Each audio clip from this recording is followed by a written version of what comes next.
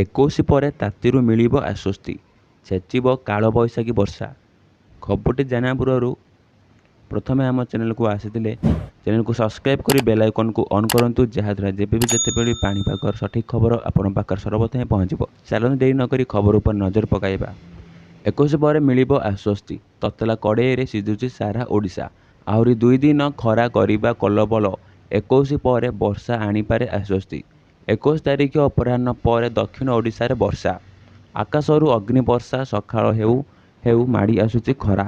ସକାଳ 9ଟା ପରେ ଘରୁ ବାହାରିବା ମୁସ୍କିଲ ହୋଇପଡ଼ୁଛି। ଉପକୂଳରୁ ପଶ୍ଚିମ ସବୁଠି ଜଳୁଛି।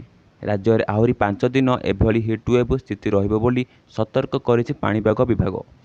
ଏହାକୁ ଦୃଷ୍ଟିରେ ରଖି ଆସନ୍ତା 3 ଦିନ ଯାଏଁ ସ୍କୁଲ ଛୁଟି ଘୋଷଣା କରିଛନ୍ତି ରାଜ୍ୟ ସରକାର।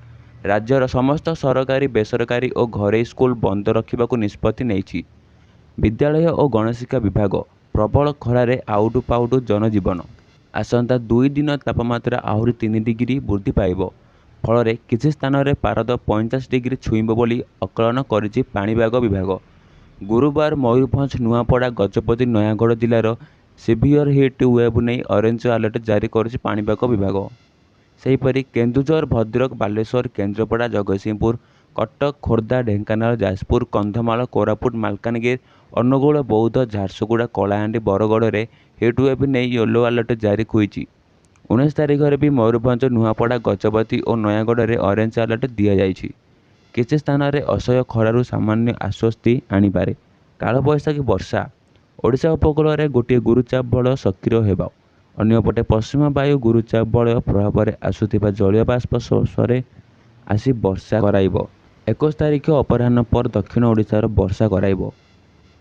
22 ତାରିଖରେ ମାଲକାନଗିରି, କୋରାପୁଟ, ନବରଙ୍ଗପୁର, ରାୟଗଡ଼ା, କଳାହାଣ୍ଡି, କନ୍ଧମାଳ, ବଲାଙ୍ଗୀର, ନୂଆପଡ଼ା, ସୋନପୁର, ବୌଦ୍ଧ, ବରଗଡ଼, ସମ୍ବଲପୁର, ଝାରସୁଗୁଡ଼ା, ଦେବଗଡ଼, କେନ୍ଦୁଝର, ସୁନ୍ଦରଗଡ଼, ମୟୂରଭଞ୍ଜରେ ବର୍ଷା ହେବ ବୋଲି ଆକଳନ କରାଯାଇଛି।